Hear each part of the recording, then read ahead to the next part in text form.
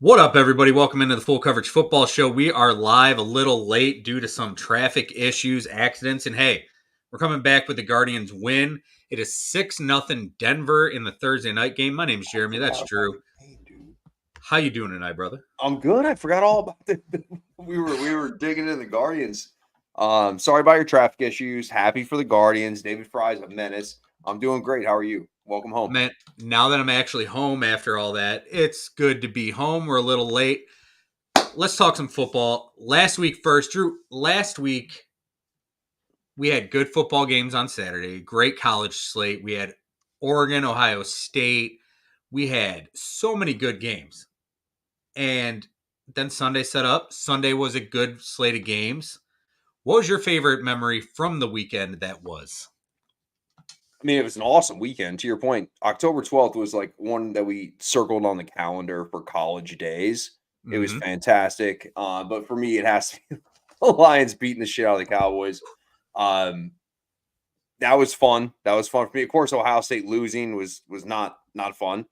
Um, but again, college football has been fun, and I think really I was kind of hesitant on the larger playoff, like 8, fine, but 12 Mm-hmm. I was against a little bit. But it does make the regular season kind of matter a little bit more. Like It does. like this weekend, Tennessee and Alabama.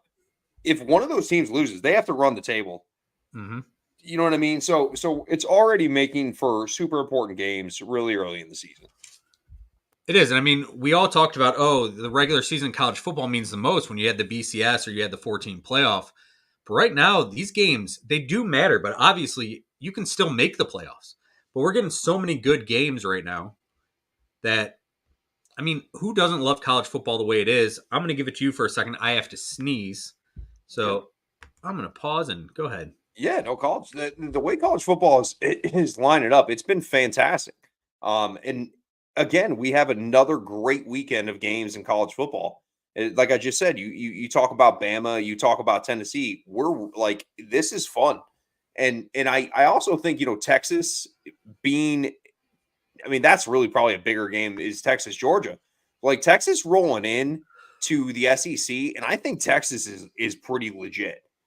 Um, and so I think a lot of people are like, oh, you're coming into the SEC, you're going to get killed.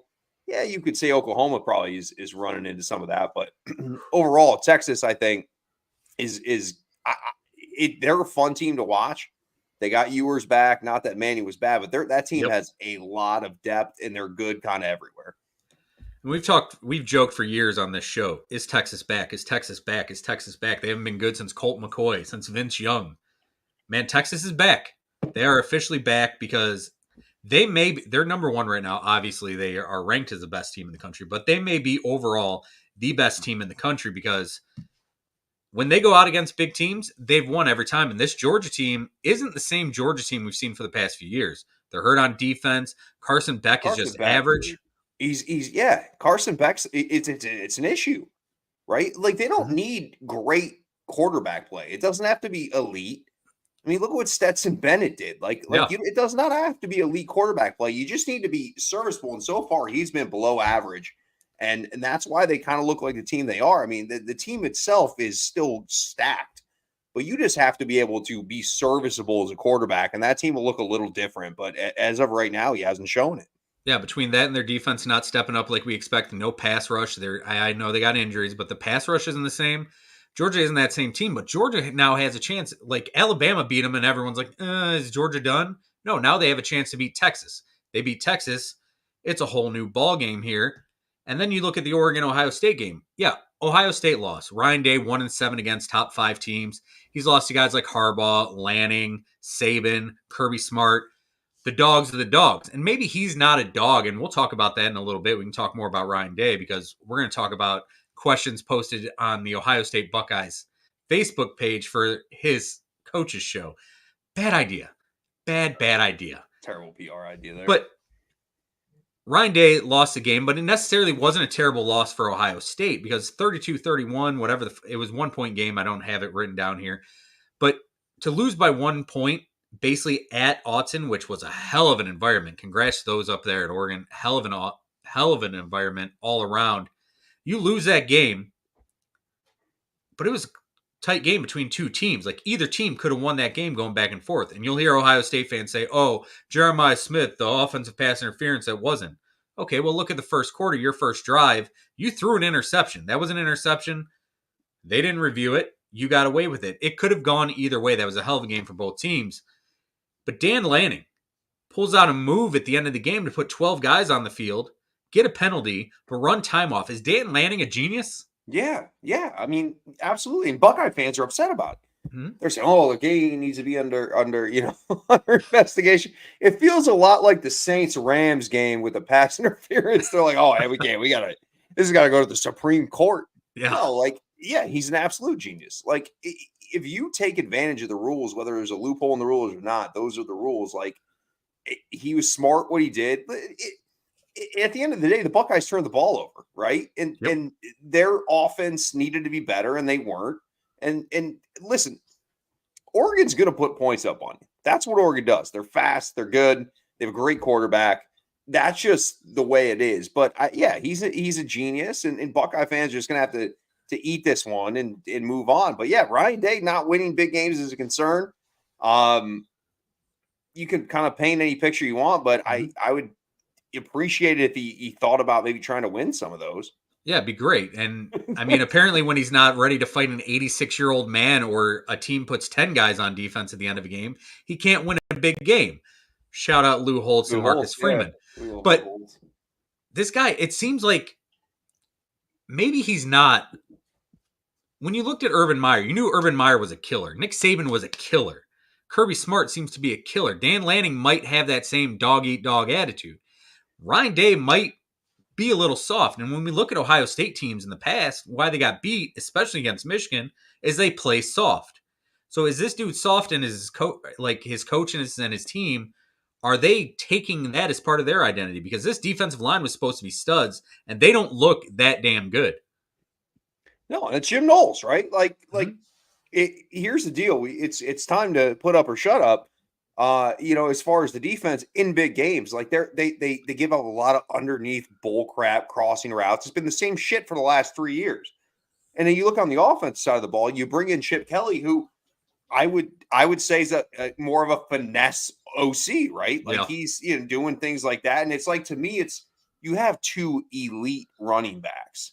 And it's like, how do we get them to be more productive and getting the ball way more than Will Howard throwing it? Like, Will Howard's going to be great in play action because he does use his legs, but it's like they gotta get their identity on offense, and it's not finesse. It's we're going to run it down your throat, and that's they need to do it. I mean, they're the reason you got Judkins, the reason you have Travion Henderson. Like, you run the ball; those guys are studs.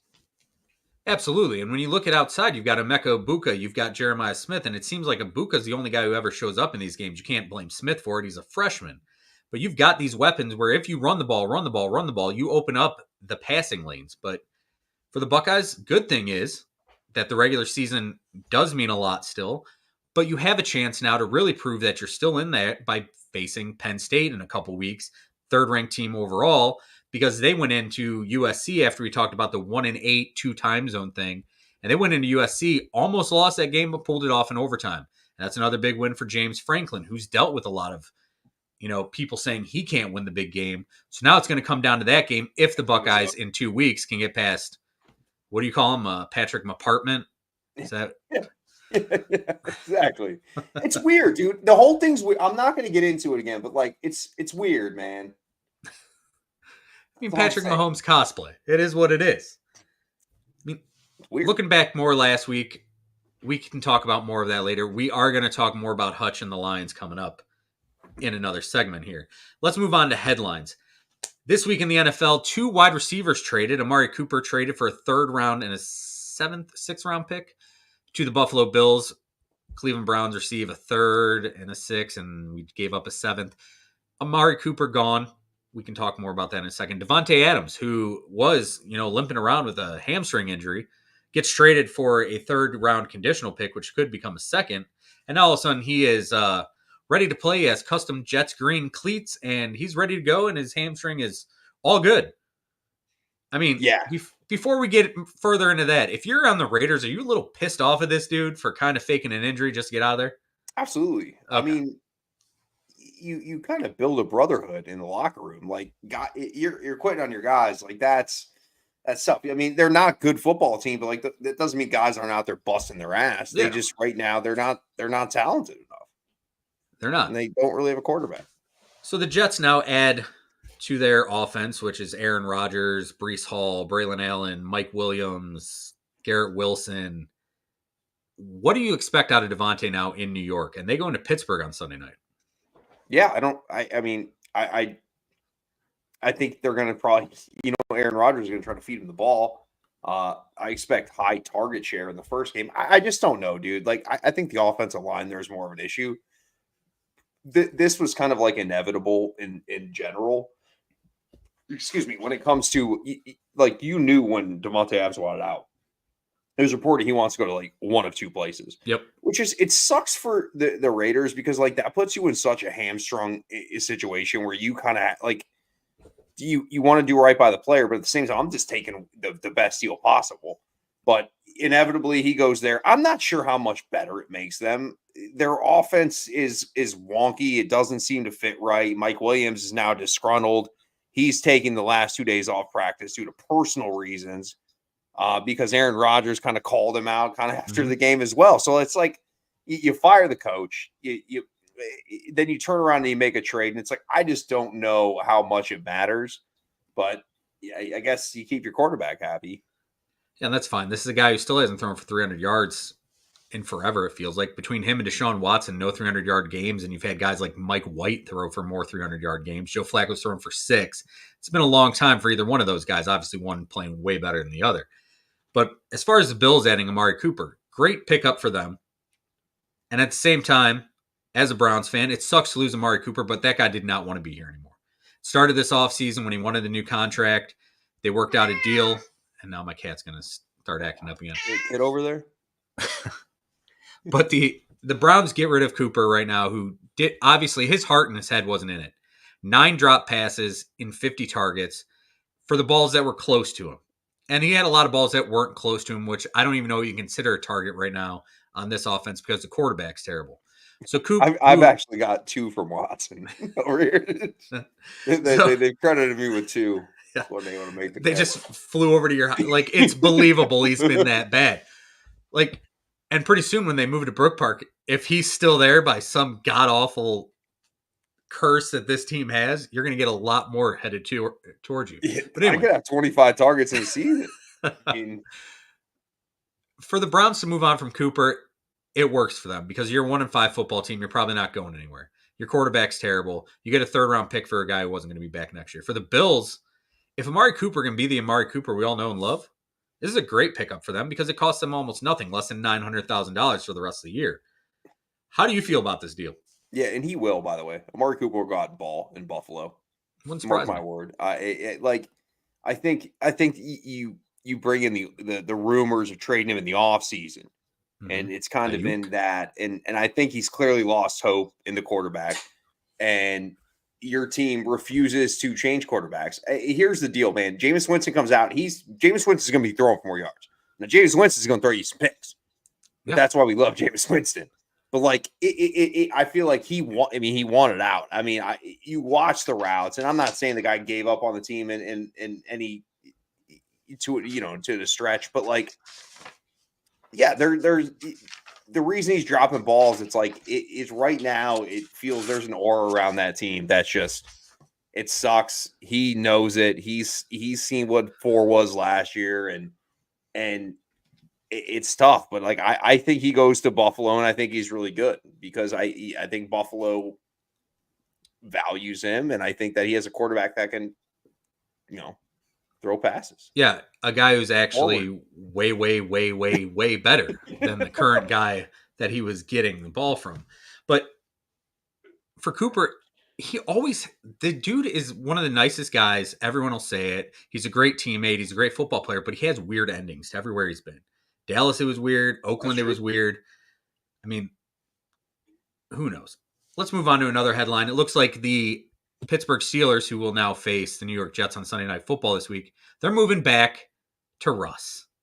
And I guess I say back because they said he was the starter going into the season, and then it's been Justin Fields.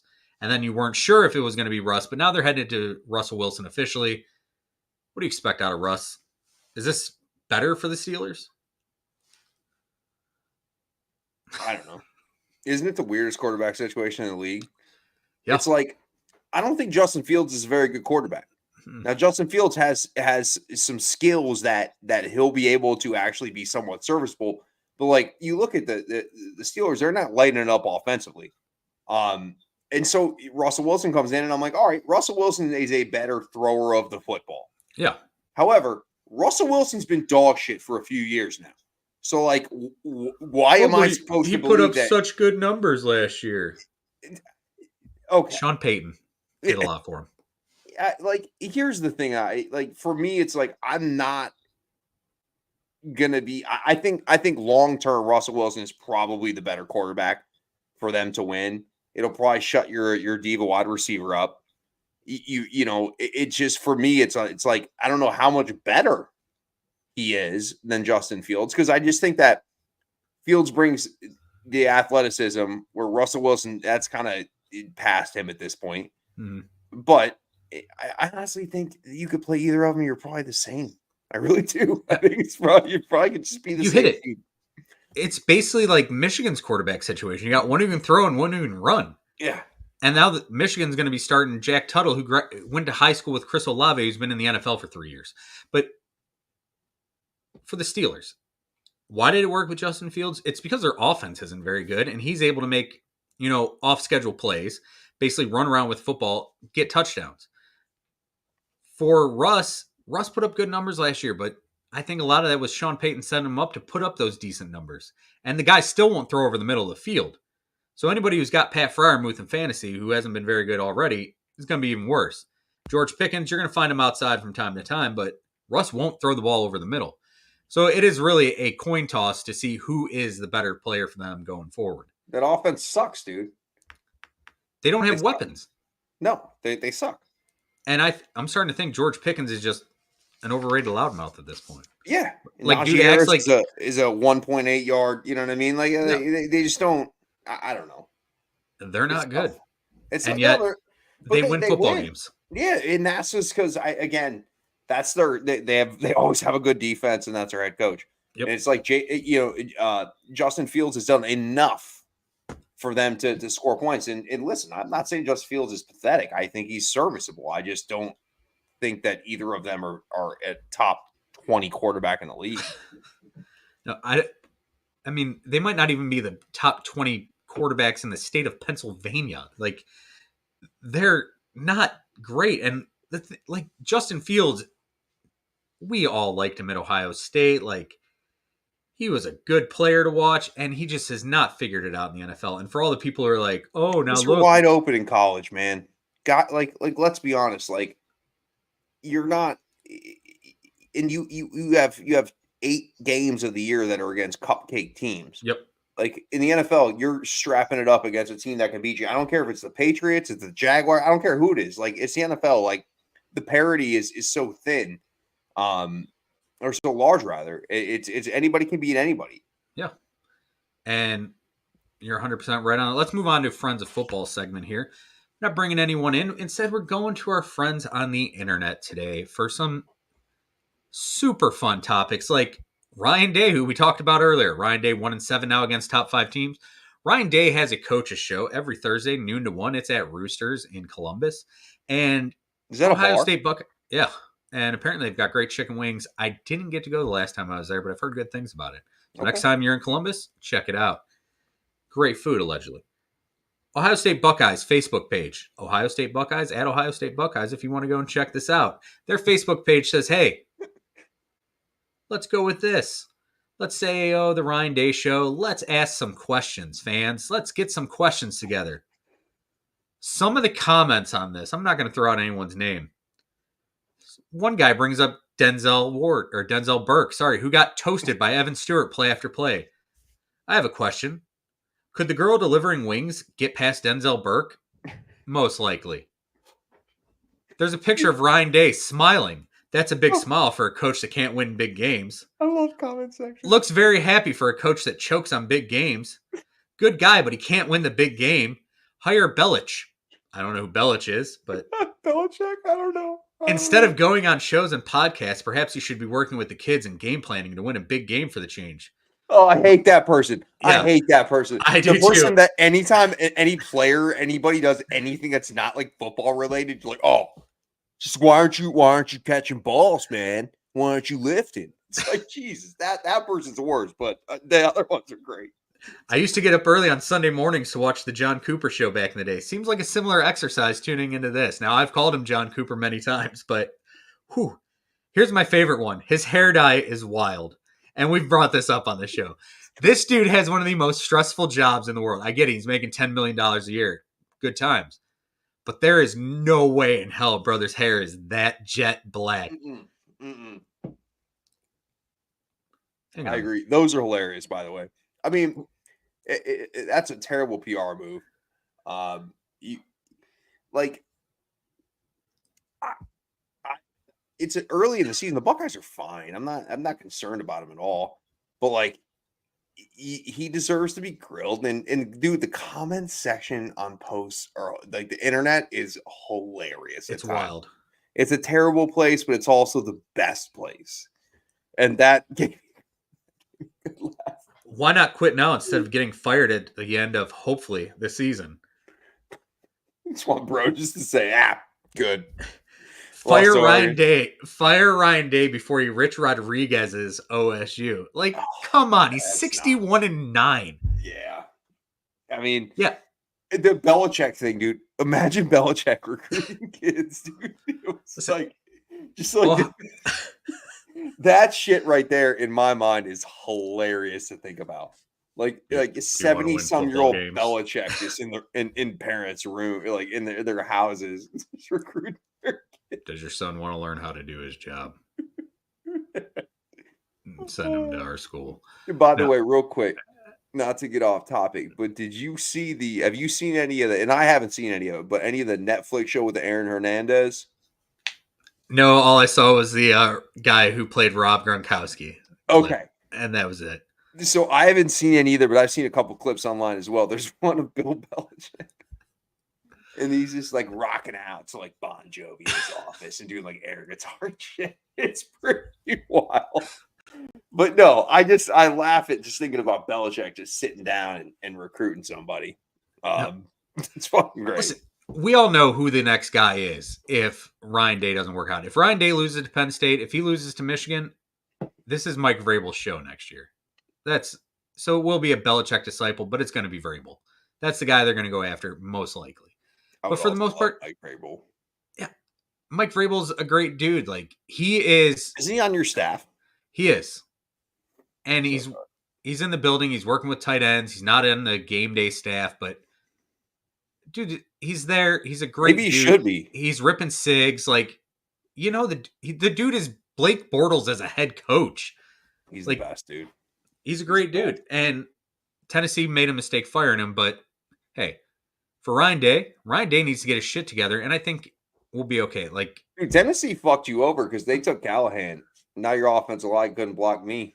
Yeah, and the thing is, if it was Callahan that was missing, how in 3-4 games did they forget everything this dude ever taught him? Like, it makes no sense. He took the Monstar's power from him, dude. Real simple. The special stuff. We need that water bottle back on the sidelines. Moving on to our next thing here, we're going to talk about, I don't have the audio anymore, but Jerry Jones goes on a show in Dallas. 105.1, I think, is the show. Pulls it up. Let me see if I can find the... Jerry Jones is pissed off because his team got their asses whooped against your team. And Jerry Jones goes on this show and basically threatens to fire the radio show host because his team is such ass. It's insane to me, and you see if you can find it, but like, he's not mad that his team lost. He's mad that we embarrassed the fuck out of him. I will let us sit down and look at the decisions we've made over the last several years. Okay? I'll look at it. Now, if you think I'm interested you can hear him from the start of this interview just sounding like he's done. I'll look at it. Now, if you think I'm interested on a damn phone call with you over radio and sitting here and throwing all the good out with the dishwater, you have got to be smoking something over there this morning. I'm not. Jerry Jones instantly goes on the show. He's in defense mode already, which is more than his team showed on Sunday. Like, he goes in basically saying, I'm not going to come in, I'm not going to argue with you, and you're not going to tell me that my team's bad after all the good we've done, how we've signed Dak as the highest paid player in the league, how we've won all these games. Jerry, that's great and all, but the Dallas Cowboys haven't won a Super Bowl in 30 years. And it's not about winning in the regular season. It's about winning the big one, especially if you want to be America's team, if you want to be one of the great franchises. And he's going to go on a radio show, a spot that he always has, and threaten to fire a radio guy for speaking his mind. Like, come on, Jerry. Enough. No, he got hurt by America's team. The Lions went in there, and here's the deal, man. It will tell you. Can you hear me? Yeah. Okay, some of the weird shit's happening on mine. Lions fan will tell you, like, we're still pissed off about the Decker shit last year. Mm-hmm. And just because it's so, from being like a poverty franchise, it's just like, it's always the call against you, against a team like that, and it pisses you off. So the Lions, like, this was personal to the Lions, and they'll tell you it wasn't personal, and they'll say, oh, yeah, Jared Goss is awesome. But come on. What they showed, they were running laterals to Penei Sewell. They were throwing back shoulders to Taylor Decker. Mm-hmm. They had Dan Skipper lined up at wide receiver. They embarrassed his team. Embarrassed. Absolutely. It wasn't an ass whooping. Like, they went out of their way to make it just embarrass the hell out of Jerry and that team. And to be honest with you, and then he says he was surprised. Why are you surprised? You've been down almost 3 touchdowns in your last 3 home games. The team has complete holes. They can't run the ball. Dak looks lost. It's just forced to CeeDee Lamb over and over and over and over and over, and it doesn't work like that. And so the problem is you run into a team like Detroit, and they were ready for Dallas, and they were coming off a bye. And Dallas, listen, we talked about the Detroit theory, so it'll be interesting to see if Dallas is not a bye, are they? No, I don't believe so. Who do they play? Actually, they are on a bye this week. All right, they got I think it's them and the Bears. Yeah, I was going to say the theory. We'll test the theory, but yeah, I get why Jerry, but he's so petty, dude. And he hasn't done anything. The Cowboys haven't done anything. I mean, Jordan Love embarrassed them last year. Mm-hmm. It's like he sounds like Clint Eastwood. He's just an angry Clint Eastwood out there. Just get off my lawn, Clint Eastwood. He's yelling at radio guys, saying he pays their salary and stuff. It's like the angry drunk poor lady that gets pulled over and says that she pays the cop's salary. Yep. It's tough. Like, and it's Jerry's. He's past his time. But the problem is he's the owner and the GM. Like, he's past his time. There's a reason the Cowboys have sucked for a long time. The one thing that has been a constant is Jerry Jones. Yep. That's just the bottom line. He's fielding solid football teams. Every year they're a solid football team. They're good. It's like the Steelers, always above 500, but they haven't won a playoff game since 2016. Eventually, there's a reason people are pissed in Pittsburgh about Mike Tomlin, and we're all like, we'll take Mike Tomlin. We'll take Mike Tomlin. You're not winning when it matters. And if you want to be the best team ever, if you want to keep talking about how great you are, you need to prove it when it matters. And Jerry, you're not doing it. Plain and simple. We had more stuff for this segment, but it's hilarious. He's fucking melting down, dude. We're in week 6, dude. Imagine. How many more weeks for Mike Jerry McCarthy? will start throwing out racial slurs. He'll start just berating people. I can't wait, dude. Buckle up. I mean, he will. He will. He'll get caught. He got caught on camera talking about dude's dick size and stuff. I mean, Jerry's a loose cannon with those women on the airplane. So like, we'll see what happens. Jerry is one of the crazy dudes in the Facebook comments that we were just talking about. Like, that's who he's becoming, the real life version of that. Like, it's one thing to hide behind the computer screen and some random internet name. It's another to be the billionaire. He's the 75-year-old that comments on the OnlyFans chicks post. 100%. Can't argue that at all. We had more planned for this segment today, but you know what? I got home late, didn't set it up. So we're going to move on to our next segment here, which is still Friends of Football, except our friends this time sent us in questions. And we got all kinds of crazy questions here. And we will get to at least, let's see, we'll get to most of them. So let's go with the first one. Drew, Alex asks, say you were starting a franchise and you were blessed to receive any 6 players in the NFL currently, 3 on O and 3 on D. Who you going with? Wow.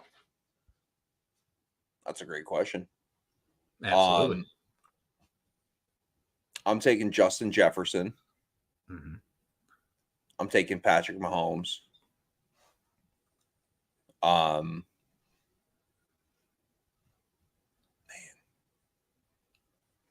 I'm taking Penei Sewell. Homer. On defense, so I'm starting a franchise from this day forward, right? Yep. This day forward. Taking TJ Watt. Okay. I'm taking Sauce Gardner.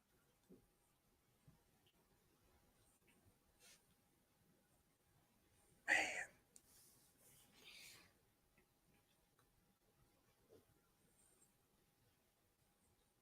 It's tough. I'm trying to think of the other corner I'd want to place on this team. I'll take Fred Warner. Nice. That'll be my Fred last Warner one. gives you that vet. Yeah. I like it. I'm going to switch it up. Maybe a little too early for this. Give me Jaden Daniels. Give me Justin Jefferson. I feel like anytime you're starting a team right now, Justin Jefferson is the best player all around in football. Yes. He's and awesome. Give me, you got to go with the tackle too, but give me Tristan Wirfs. Sewell, great player. Called you a homer on it, but you can't go wrong picking that dude. He's a monster. Plus, he should have had a touchdown. On defense, give me Myles Garrett. Give me Aiden Hutchinson. Homer. And then I wanted to take Hutch, but I knew that like I can't double down on Penei and Hutch. Like, you know what I mean? Absolutely like, expect you to go Hutch. But give me Hutch and Garrett. And then give me Christian Gonzalez, who's been a shutdown for New England.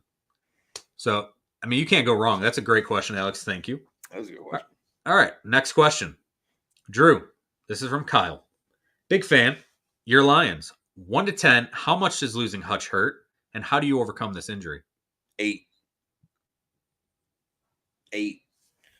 They're gonna have to make a trade. I mean, they're gonna, for now, they're gonna put the ends. They're gonna, the defense is way better. The one thing that they have going for them is the secondary has gotten significantly better. Adding Carlson Davis, drafting Terrion Arnold, Amik Robertson's there. The safeties, Branch and Kirby Joseph have been fantastic. So you love that the back end is way better than the Cam Sutton beating women days. So that's great. But you can't replace Aiden Hutchinson. The only way you can replace Aiden Hutchinson is you turn around and you trade for Max Crosby, which you're never going to do. Mm-hmm. So everybody stop with the Max Crosby. They're not going to do it. Brad Holmes isn't going to mortgage the future with 2-3 first-round picks to go get Max Crosby. You could say, oh, well, their windows now. No, their windows is pretty large because they've locked down all their blue chip players and we're ready to roll. So for me, they're going to trade for somebody. I think Zadarius Smith is the guy that I want to see. And Zadarius Smith is going to come in and match Hutch's production. But Ali McNeil has been very good. They just have to have guys step up, but it's huge. It's absolutely huge. I told you earlier, I would have rather lost to the Cowboys and lose Aiden Hutchinson. And I mean that because that's what matters down the stretch. And it sucks because the dude broke both of the bones in his leg. And he was literally having one of the best defensive end starts to a season that we've ever seen. Yeah, Aiden Hutchinson was the favorite right now for a defensive player year. He was that damn good. And to lose him, massive. And like you said, you're not going to replace him with one guy. I told you the other day that I had heard that the Browns and Lions do have framework for a deal. Maybe it is for Zadarius Smith. I didn't get the player. I didn't get the exact thing, but expect it to be someone on that defensive line.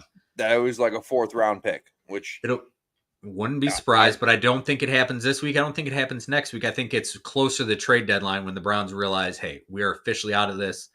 That's when the moves will happen. Amari Cooper move for the Browns happened because you had to get the most out of it, and you had to see what else you had, and it wasn't obviously working on offense. Defense, they still think they have something. Who knows what happens, but Zadarius Smith does fit. He hasn't put up great numbers with the Browns, but he is still a guy who can get to the quarterback, put up pressures, and push guys I don't really give a away shit and about like into. sack numbers, dude. Honestly, you know what He's I going to mean? make people uncomfortable. I don't give a shit about sack numbers. I Mhm. really don't. If you're getting pressures and we can get to the quarterback, we don't necessarily have to get home. That's what this team feasts off of because of the back end that they've so much improved. It's so like it does again. I think that they're going to be fine because I do think that offensively it's really fucking hard to stop the Detroit Lions. There's too much going on. Ben Johnson's a genius. So as much as it does hurt, I think the team's going to be fine. Yeah, I think another thing you guys do is you run the ball well, so you're going to keep the ball out of the other team's hands. That's going to help cut down the defensive plays. But yeah, you don't replace Hutch with one guy. Next question from Jim. Drew, what's the best seafood restaurant you've been to? Ooh, the best? Best seafood restaurant. So in Myrtle Beach. Okay, because mine's in Myrtle Beach too. I'm curious what you say here. The Wicked Tuna, I believe it was called. It's in Myrtle's Inlet, which is technically Myrtle Beach rather. That is the best. I had some what's it called, red bass. Okay. I'm normally just a lobster, crab, shrimp kind of guy, but I had some red bass, or grouper.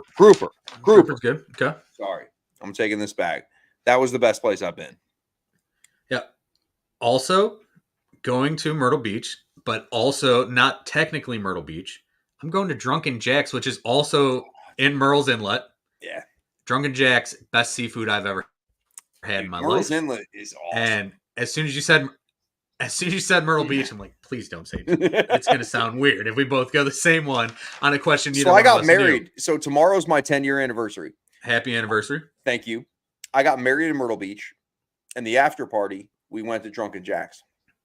Did you get pictures on the dock? You wander out through? Yeah. Awesome. Yeah, we what we did is, I don't know if you ever go down the boardwalk, you can get like drinks, like little rum drinks on the way down the boardwalk. So we did that, and then that was our kind of our after wedding dinner, because we did a small wedding. It cost us like $500. That's badass. So it was awesome. Drunken Jack's, great place. So I love Drunken Jack's, dude. Jim, if you're looking for great seafood, Myrtle's Inlet, South Carolina. Go to Drunken Jack's. We just gave you two restaurants in the same city. They're literally right next to each other. Yeah. They're next door to each other. Hadn't talked about this question, but we're like, no, we're going within 30 feet of each other for the best seafood restaurants we've been to. That's true. Jim also asked, what's the best meal for football? Chili. Chili's the best meal. We're getting into that part. I love wings. Wings are great. Mm-hmm. Dips are great. But like wings, you got hand, you got shit on your hands. Yep. The beers get a little more slippery. Chili's the way. It's just the best.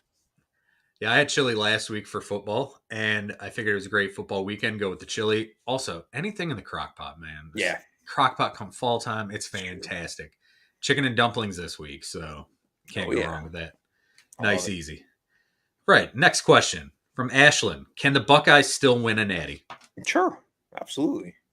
Yeah. I mean, it takes time for teams to come together. I hope that I think Chip Kelly, this is his first year. He's kind of getting his feet wet, trying to figure out what works and what doesn't work offensively. Mm-hmm. So I'm confident that they definitely make the playoff. And of course, I do believe they win a championship.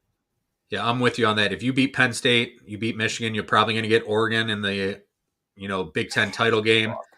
You're going to face them in Indy. They're coming out this way. It's going to be in Indy. So that could be a fun game to get tickets to. I might have to look that up, first week of December.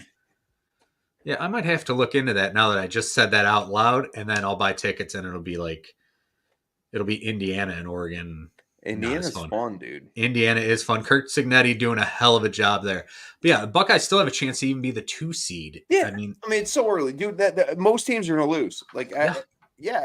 Teams are going to lose. It's a long season, and this is the reason that I like it more. Before, if you lost, like you could not make the playoff a lot of times. Yep. There's one loss teams that just weren't making the playoff. So it's like, I think that's stupid because I think you're talking about a bunch of teenagers that are like learning all like, and they're getting their feet. And it's like, how are you going to hit a team for one loss and then they go run the table and they don't make the playoff? It just doesn't make sense. It's like, this is the way that it should be. And I'm excited for it. 100% with you, and that's going to bring us to our next question from Eric. Does a 12-game or 12-team playoff and NIL plus the transfer portal kill college football? Well, and I think you just said it there. Like, for the most part, it really doesn't, but go ahead. The other things might at some point. I mean, NIL, I'm not sure. And I'm not saying that players shouldn't get there. There's no structure. We talked about there's no structure. Yep. We need a structure. We can't have Miami paying $4 million for a quarterback and then having Louisiana Tech pay 6 cents that they had to find under the couch cushion. And we got to, you know what I mean? There's got to be some structure. And I'm not saying that the big schools can't pay millions, but like, there has to be structure. So that part of it, the transfer portal, I think those kind of are going to start going hand in hand because I think people are going to go into the transfer portal to attempt to get to a place where they can make more money. But no, I think the playoffs great. But I am concerned like where we are with NIL moving forward because it's already getting out of control. Like we've talked about this with the UNLV players a couple of weeks ago. Like I think that's just the tip of the iceberg, and so we'll see where it goes from here. But it's definitely a concern. Yeah, it is a concern based on that. But NIL is also giving teams less depth for the fact that we're seeing kids transfer out of big schools going to small schools. So you're not getting the full-on super teams, or we're going to see, teams who are stacked, top 5 on their depth chart are all 5-star guys because you're getting guys leave. But also when you see the regular season meaning less, it gives you more parity, which has been cool. You're going to see a 12-team playoffs that's going to give more hope to teams like Iowa State this year, who's ranked 9th, BYU, who's undefeated, even Army. Army's defense is legit. They're a really good team. They're 20-1 to win a natty. They're not going to win a natty, but they are a really good football team. And we haven't seen that full, like outside of Texas, who's been dominant in every game, there's not the same amount of dominant teams, even though the Buckeyes, everyone talks about them paying $20 million. Plus, when it comes to the transfer portal, if you don't do it right, it's not helping you. Look at the difference between Miami, who got Cam Ward, and Florida State, who got DJ Uiagalelei, who I still don't know if I say that guy's name right, but I say it better than he throws a football right now. He sucks, guy stinks. So, yeah, I mean, it is the NIL that is the issue because you have to figure out there has to be some way to govern it. And we talked about it on the show. Until that happens, there is a chance that it could be ruined. You're right. But hey, the 12-team playoff and, more parity, yeah, can be fun. I mean, more like I don't need the Marks Bowl. Mm-hmm. You know what I mean? Like give me a playoff and I'm ready to roll. Like I don't need the Gorilla Glue Bowl. Like I don't need the Dukes. You're not a big Dukes Mayo Bowl fan. No, you don't dude, like watching the disgusting, dude. When they pour the mayo, I don't like mayo personally. So like that no, I do not like the Dukes Mayo Bowl. Respectfully. All right, let's go to our next question. We'll do 2 more here. Scarlett asks, why do old hags get mad about Taylor Swift supporting her boyfriend? What do you got? I mean, yeah, I think, I don't know. I don't know why people give a shit, honestly. I really don't understand it.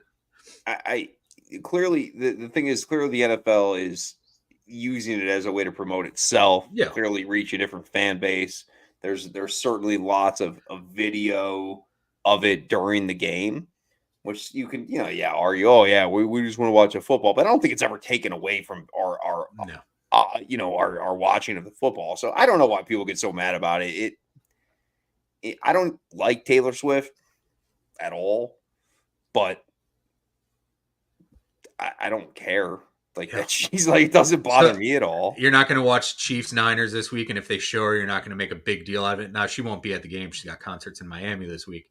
My kids are huge Swifties, so I know these things. Yeah, my daughter does Taylor Swift concerts every Saturday in the morning. Like, I understand. Like, I don't like Taylor Swift, and but that doesn't, like, I'm not going to tell my daughter she can't like Taylor Swift. You know what I mean? Like, she can like whatever else she wants. people make a big deal. Oh, they showed her. It was like 52 seconds the one game they showed her, but they showed her like 20 times for like a split second each. Dude, it's not taken away from the game. And you know what? For me personally, it's been great because my daughter is now into football, likes watching football games. She's like, hey, Dad, can we go to a Browns game? I'm like, yeah, let's go to a Browns game. Now, she does want to go to the Chiefs-Browns game, which not probably going to do. I don't want to freeze my ass off, which I won't have to do in 2029. Or watch a massacre. Yeah. Or watch a massacre. Like, while you're freezing your ass off, dude. You're just not necessarily worth it. I get 7. And she's like, well, let's just get sweet tickets. I don't think it's that easy, kid. I don't think you understand. What's her piggyback looking like? Like, come on. What's like, the account looking like over there? She's playing fantasy football this year. She's a little more into football. So I think Taylor Swift for that. Yeah. It's cool. Yeah. And as far as her getting shown all the time, get over it. And for the people who were mad because her and Travis got shown at the Guardians-Yankees game, dude, not that big a deal. She's the biggest pop star in the world. They're going to show her. Also, we're mad about that? Yeah, and for the Cleveland fans who were mad that he wasn't wearing a Guardians hat, bro, I don't wear a Guardians hat, okay? I don't wear one. Big Guardians fan still. I didn't even know that was a thing, to be honest with you, but that sounds quite petty. It is, and that's what people are. It's more of the Facebook comments that we were talking about earlier. Yeah. All right, let's end this segment with this fantastic question from Alicia. What do the Browns do with Watson going forward? Heard they could trade him with a 1. You don't trade him with a first-round pick. You don't want 4 or 5 first-round picks going into this deal. What do you do with him? You keep him on the roster. You draft a quarterback in the first round. You draft a Quinn Ewers. You draft a Shadur Sanders, a Garrett Nussmeier, someone like that. And you play that kid because that's all you can afford at the position at this point. And you know what? Rookie quarterbacks have been playing pretty well. You know who hasn't been playing well? Deshaun Watson. Deshaun Watson's terrible. And going forward, eventually you're going to move on to DTR because you got to see if you got a situation like him. I texted you the other day about a Brock Purdy type situation here. Mary Kay on the radio today saying they're going to have to play DTR. Maybe they got a Brock Purdy situation. So apparently I'm on the same page as Mary Kay Cabot, which I don't know is a good thing or a bad thing at this point because now she's ripping Amari Cooper. But go ahead. Are you saying that they go to DTR from Watson? Eventually. So Winston plays. I mean, you can't go. You're not going to go from Deshaun to DTR. No, I think going into this game Sunday, everyone is banking on him playing a little bit better, the organization that is, and Nick Chubb giving the fans a chance to take some heat off of Watson because everyone's so psyched to see Nick Chubb because Nick Chubb is so beloved in this city. They're banking on all that love of Nick Chubb not going into the game. But you know what? I love Nick Chubb. 3 or 4 plays into the game when Watson's overthrowing Cedric Tillman, Jamari Thrash, Blake Whiteheart, the guys we got out there, he's going to start getting booed. And if you are losing by double digits at halftime and he's playing like shit and throwing for 16 yards, it is time then to go to Jameis Winston. If Jameis Winston leads you to a win, you play Jameis the next week. Once you get to the bye and Jameis loses, if you can do it that way, then you go to DTR because you got to see what he's got. You don't trade this guy with a first-round pick. I'm sorry. Carolina can take him, absorb the contract, whatever. It's going to cost you a ton of money to keep him or let him go. They're never going to trade a 2025 first either because they know that the dog shit. So they're not going to just give like the number 1 pick to any team to get rid of Deshaun Watson. I mean, it sucks. Like he stinks. You could put Calvin Johnson and Larry Fitzgerald on that team, and he still fucking couldn't throw for 200 yards. It sucks, right, dude. It sucks, and it's like that. People are like, oh, well, now he doesn't have Amari Cooper. He couldn't fucking throw for 40 yards in the end of Amari Cooper. What does it matter? Like the guy, you know what I mean? Like that's the thing. It's like you've gotten yourself in, and this is the silly shit too. You look at the Amari Cooper deal.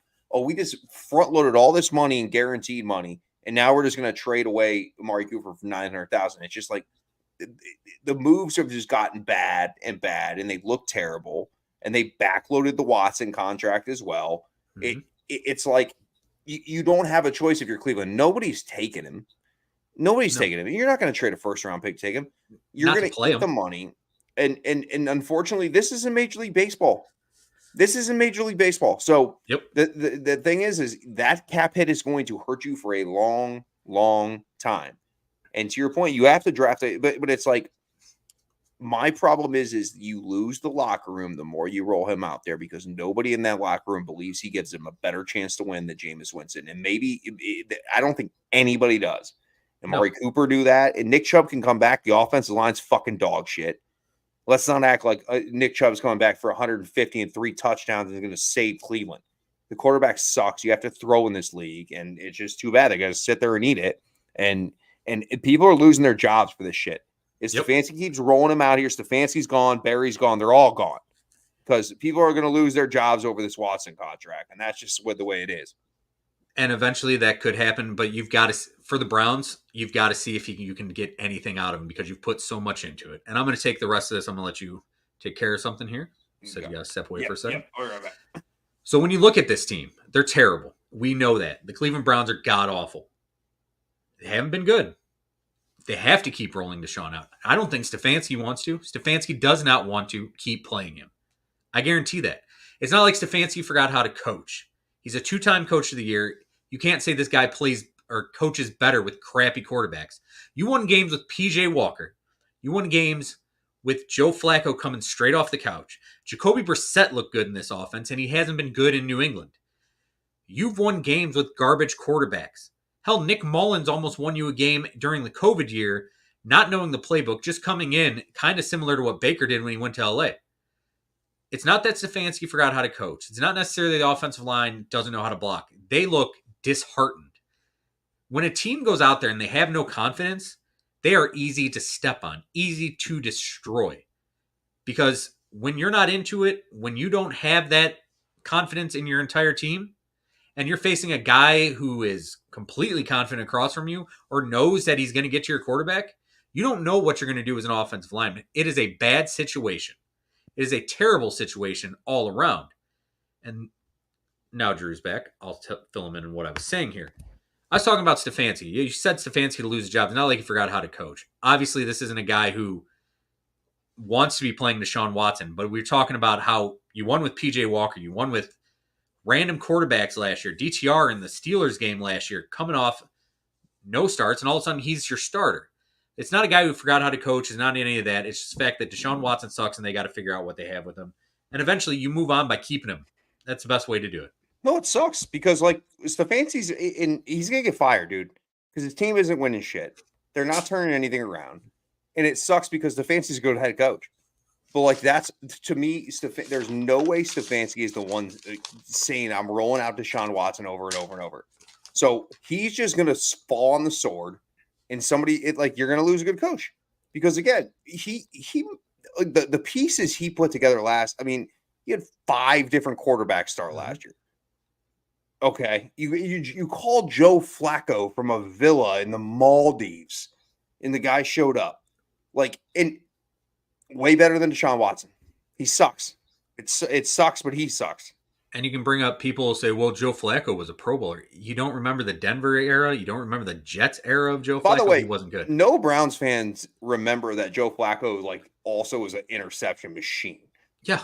Yes.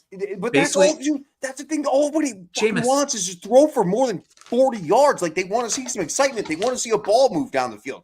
This guy fucking throws it in the ground all the time. You know how bad it's been?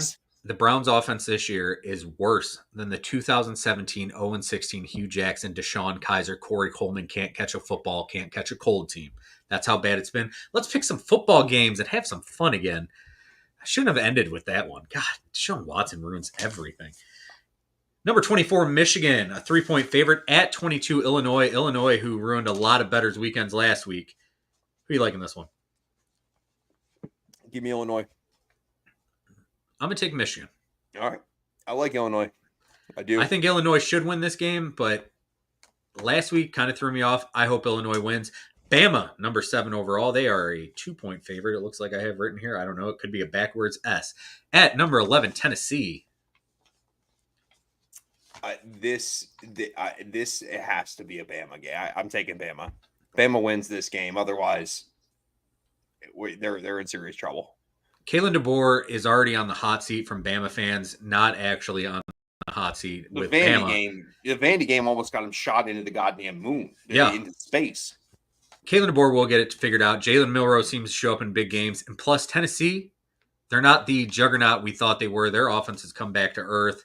Still a solid football team. Bama should win this game, even though they struggled last week at South Carolina, but South Carolina has shown up in some games. South Carolina should beat them, by the way. They were in field goal They should range. have. Should beat them. They should have won that game. Number 5, Georgia at Texas. Texas is a 3.5-point favorite, and I think I'll be betting that game. Who do you like? Yeah, I like Texas by 10 or more. Same. I think I really Texas do. is a far superior team. Yep. Moving I'll on. be betting that game as well. Yeah, I'll probably alt that bitch to 6.5. Yeah, I was thinking that. I had that written down, and I've got a few other decent college games. BG minus 21 is almost a lock for me against Kent State. Kent State can't stop anyone. But then again, that 21 points, kind of hard. Pats at Jags. This is the London game. 1-5 against 1-5. Sorry for this. I don't care. I'll take the Jag. I mean, I don't know. Dude, I'm sorry to London. 1-5 versus 1-5. Listen, I hate that game too. London gets the shittiest fucking games, dude. They're like, I'm sorry to all the people of London. Last week's game I thought was going to be pretty good. It was okay for the most part. It sucked. I mean, Caleb Williams was dominant, which made it kind of fun for that. Jaguars just they suck. Doug Peterson make it past this week. No, if he loses this week, no, he's fired. They just leave him in London? Yeah, for some tea and crumpets. Dude, we are watching Thursday night game is the Sean Payton revenge party, and they just went to Lil Jordan Humphrey, a Saints legend, plus his name's Lil Jordan Humphrey. So they're really trying to rub it in, up 16-3 right now. Well, Lions. It almost feels insurmountable, to be honest with you. It is. And the over-under was 37, and I was like, yeah, I am betting the under on this. Okay, and Bo Nix is close to his over 217.5 rushing. Yeah, remember I took over the 5.5 rush attempts. He had 6 in the first quarter. Yeah, those were easy. Bo Nix hasn't been great, but he hasn't been terrible either. Lions at Vikings. This is Lions team coming off a massive win against the undefeated, coming off a bye week Vikings.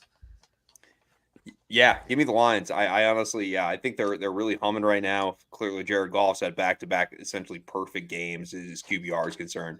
I don't think Aaron Jones is going to play. I think the Lions still have enough defensively. Give me the Lions. Yeah, Lions, if this was maybe 2-3 weeks after the Hutch injury, I might lean Vikings. I think they're going to come out for Hutch after this game. I think the Lions win this. I think it'll be close, but it's going to be a fun game. Seattle at Atlanta. Yeah, I like Atlanta. I think Atlanta offensively is kind of fun, under the radar kind of fun. And I'm not really sure what Seattle's. I'm expecting a kind of a regression year from Geno. 6 touchdowns, 6 interceptions so far. That kind of seems to be on par for what I was expecting. I mean, Geno Smith is again a journeyman, and he's found himself. He's really been good in Seattle, but I just don't know how long all that lasts. So I'll take the Falcons at home. Give me Atlanta in this one. Tennessee at Buffalo. Mari Cooper's first game. Buffalo 8.5-point favorite. We told you how to bet those last week. Yeah, I mean it's up to 9 now. I'm looking at.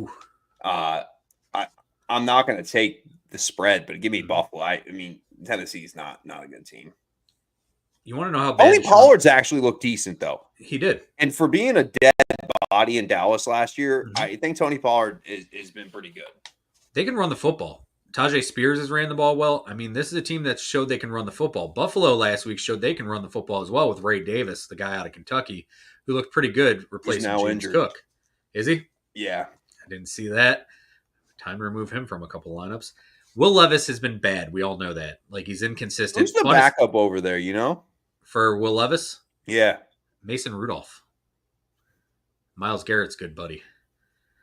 Release the audio, NFL. You got audio of everything else, but somehow don't have audio of that still. Hey, maybe Trump will release it with the Kennedy files for you. There we go. If you were leaning one way or the other, Browns fans, you know where to go now.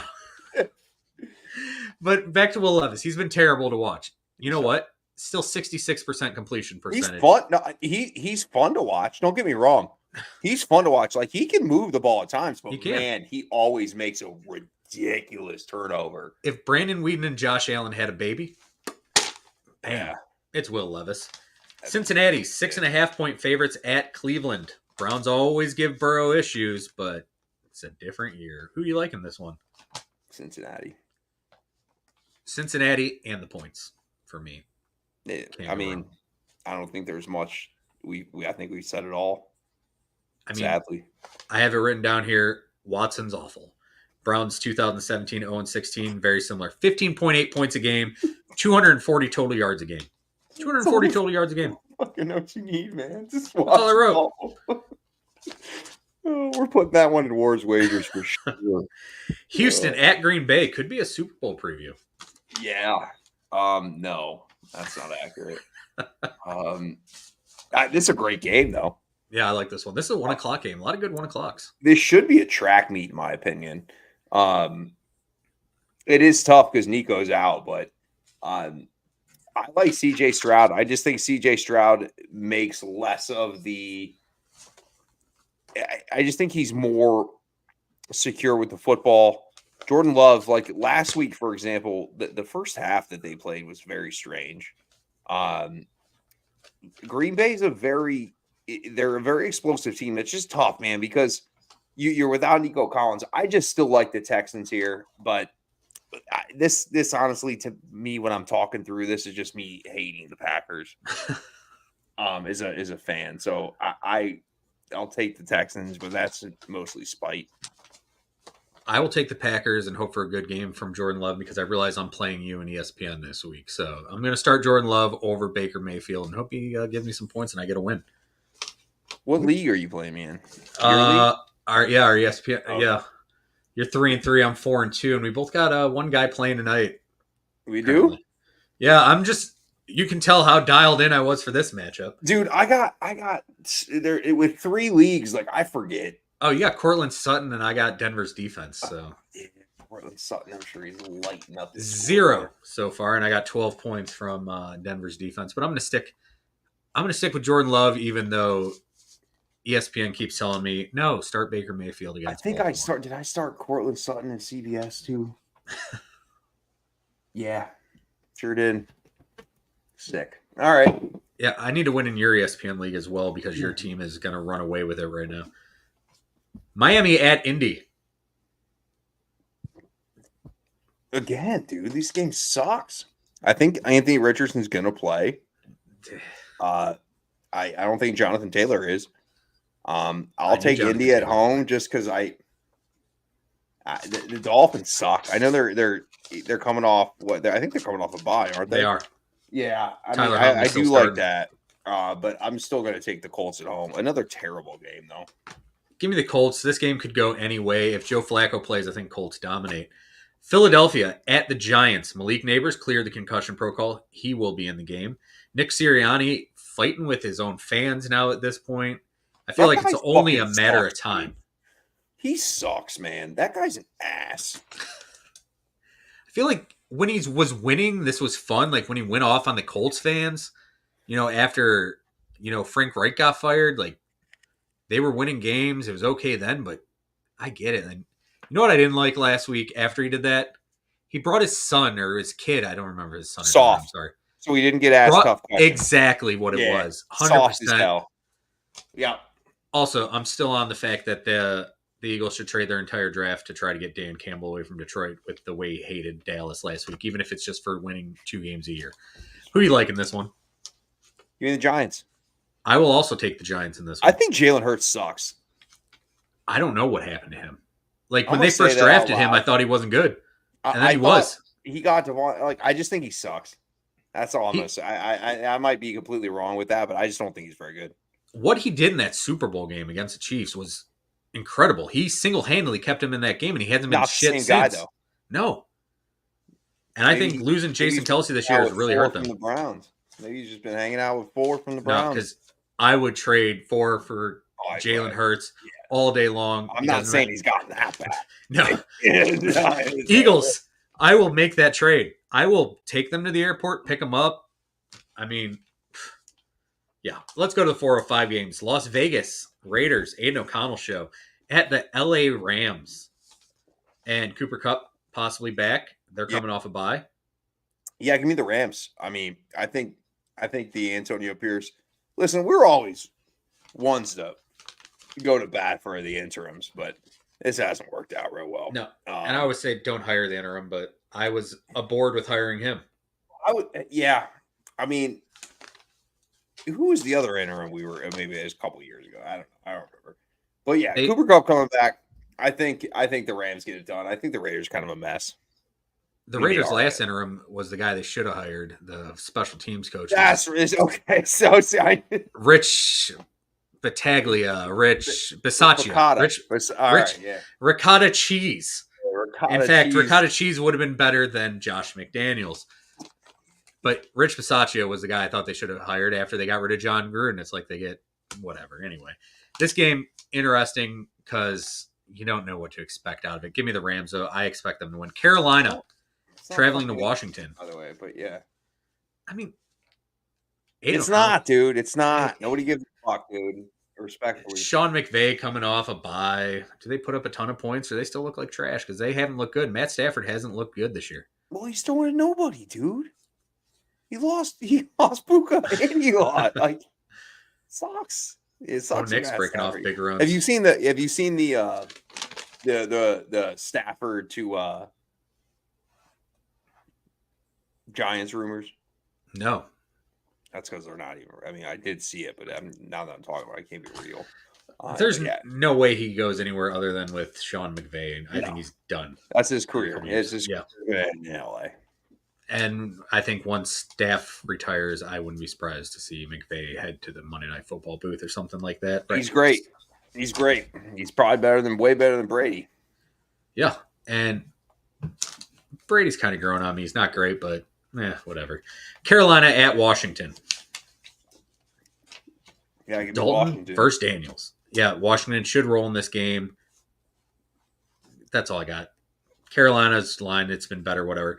Kansas City at San Francisco. This is a 425 matchup, Super Bowl rematch. Kansas City off a bye. San Francisco's had 10 days off. They played Thursday night last week.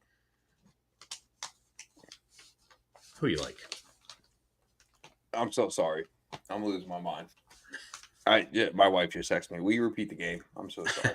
Kansas City at San Francisco. Okay. Yeah. I listen, man. I'm actually going to take San Francisco here. The Kansas City's going to lose eventually. San Francisco's starting to get healthier. Purdy's been fine. Like the thing that amazes me with San Francisco is just their ability to run the ball, regardless of kind of who's back there. I'll take the Niners here. Again, the Chiefs are banged up. They don't really have any receivers. Travis Kelce looks like a grandfather. Don't tell your kids I said that. Give me the Niners. Yeah, give me the Chiefs in this one. Even though Brock Purdy has shown this year that he is more than a game manager to me, he's really grown into the role. Next, we got Sunday Night Football game. The Jets and Davante Adams face Russ and the Pittsburgh Steelers. Give me the Jets. Listen. I don't feel real confident in the Steelers. We talked about the quarterback situation earlier. Mm-hmm. Yeah, I don't like the Jets either, but I think the Jets will get it down the road. The Steelers being 4-2 seems awfully fraudulent. It is, and this is a must-win for the Jets. They got to come in and put everything up right now, and they need to win this football game. 2 Monday Night Football games. The first one, 8:15, Baltimore at Tampa Bay. Lamar probably the MVP right now of the season. Baker's been balling out, but he had a weird game last week where he threw a bunch of picks and then all of a sudden bounced back to put up like 51 points. Baltimore's run D really, really good. Their pass D absolutely terrible. Again? What do you think about the double Monday night? Honestly, I don't like it. I don't either. Give me more 4 o'clock games because I usually watch my team at 1 o'clock and then I watch Red Zone from 4 o'clock. Give me more 4 o'clock games. Yeah, I agree. Give me the Ravens here. I like Tampa Bay. I really do. It was a very weird first half for Baker. Mm-hmm. That game was a complete track meet. If I'm not mistaken, I think Tampa scored 50 points. Chris Godwin scored. Yeah, that was an absolute track meet. But I like what Baltimore's doing. I mean, Derrick Henry's been really good. Not surprising. And I think the Ravens are kind of hitting their stride here. I kind of like the Ravens in this game. In the kind of the lines -3.5 on the road for Baltimore, which is kind of a crazy line in my opinion. With the way Buffalo or the Tampa Bay's look. They have the same record, and you're giving up over a field goal on the road. Yep. The line looks funky to me, but I do think the Ravens win. Yeah, fuck the Ravens, but I think they win anyway. The 9 o'clock game, which I believe is ESPN Plus only, is the way they're doing it. Another way to get them to ESPN Plus. Another way to get nobody to fucking watch. Like, why do you have to have 17 streaming services to watch games? I don't mind most of the streaming services. Like, I have them already. Like, that's not the part that bothers me. Like, with the Prime game, though, I don't like the fact that I can't turn the channel to something else. That's what bothers me, honestly. First world problems, I know. But it's like, dude, my Lottery Dream Home's on the other channel. Like, I want to flip over to that. What's David looking like? He's flipping something good. See that another thing. I can't find that out. They're looking for houses cheaper than mine. I don't want to look. I don't want to see that. I want to see some fucking mansions. You win the lottery. You would have been pissed. There was one on at 3 a.m. last night or this morning, and I'm like, yeah, Drew would be pissed about this one. They're looking at like $100. There's a $150,000 house in Akron. I'm like, how much did they win? $70? Like, come on. That'll be something we can bitch about next week. But it's Chargers. They're throwing the ball finally, and they're facing Arizona, who's an up and down team. Who you like? I like the Chargers. Harrison's still in concussion protocol, I believe. Mm-hmm. Again, I mean, the Cardinals are weird. Like they play games where they're really, really good offensively, and then sometimes they just get completely blown out. I think the better coach team is the Jim Harbaugh team. Give me the Chargers. Yeah, Jim Harbaugh, hopefully he's healthy. I mean, that was weird last week where he's on the sideline, and then all of a sudden they're like, hey, he went in the tent, and then he's off, heart defibrillation, something like that. Don't know the exact thing. I'm not a doctor. I'm just a fat guy sitting on the couch on a podcast right now.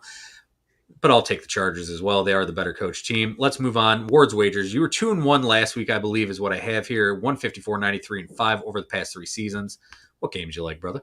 Yeah, we're going to start with Texas. We're going to take Texas minus the points. Again, I think both you and I agree that Texas is the better team there. Sir. I will take the Bengals minus the 5.5 on the road. It's a dumpster fire here. I feel like we are boots basically on the ground in this dumpster fire. I hate it for my friend here, Jeremy. Really, literally my entire extended family. Fade the Browns. Yeah, been telling you for weeks. I'll tell you what it also is free money. Just jump on and take the Deshaun Watson unders. It's free money. I've been doing it for weeks now. So yeah, give me the Bengals. Except for on lawsuits. Yeah, that's fair as hell. And then give me, and I know this might sound homer, but I give me the Lions, and the Lions are plus money on the money line right now. I don't need the 1.5. Give me the money line. Take the Lions, take the Bengals, take Texas minus points. I think that's a 3-0 week. I like it. Obviously, I'm down with fading the Browns over and over again. I've been saying that since, I think, week 2. Also, I have Marshall tonight, money line. I'm trying this minus 350 to minus 400, roll the bets every night until my sister's birthday. I'm going to give her the money if I keep going. We'll see how it goes. So Marshall's up 28-20 with 2 minutes left. I got to figure out a bet for tomorrow night. They're playing Georgia State, if I'm correct. Is that right? Yeah. And I got it at minus 320. So I'll win $3 off a $10 bet. But rolling into something tomorrow. We'll see how long it goes. Till December 3rd, that's the hope. So stay tuned for next week. We'll figure that out. Everyone, thanks for joining us. Sorry for the late show. Lots of craziness happening. Before we get out here, anything else you want to talk about? No, that's it, man. Look, we're getting into fall. It's been cold as shit here. Yeah. It's football weather. And this is where the season starts to turn up a little bit. I think the Vikings are a 5-0 fraud.